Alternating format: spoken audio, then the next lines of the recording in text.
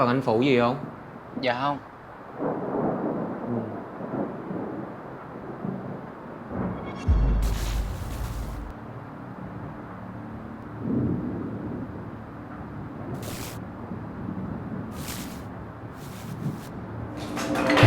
Ui da. Ây da. Cái mông của anh. Từ từ. Rồi, nó có sao không? Đau thấy bẫy không mặt trời luôn á. Xíu nữa tao đem mày đi đốt củi nấu cơm. Đáng ghét. Da.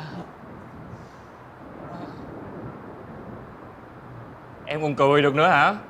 Thì cũng do anh. Nó tự nhiên do anh. Do anh cái ghế của em mới bị gãy nè. Cái ghế của em nó mục rồi. Với lại á, anh thấy mấy cái đồ trong nhà của em nó cũ lắm rồi.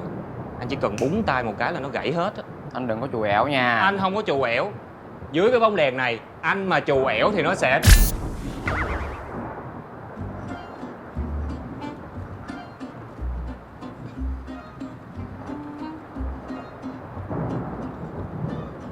Anh không có chù ẻo thiệt.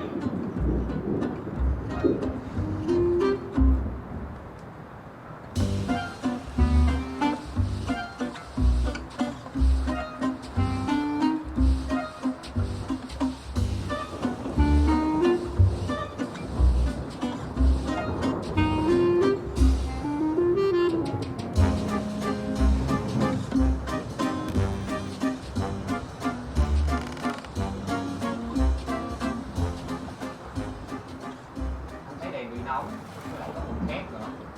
Anh nghĩ là do nhiệt độ của môi trường với lại độ ẩm không khí cao nên là ảnh hưởng trực tiếp tới các linh kiện của đèn.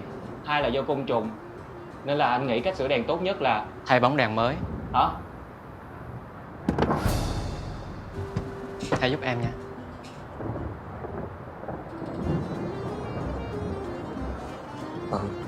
Để anh.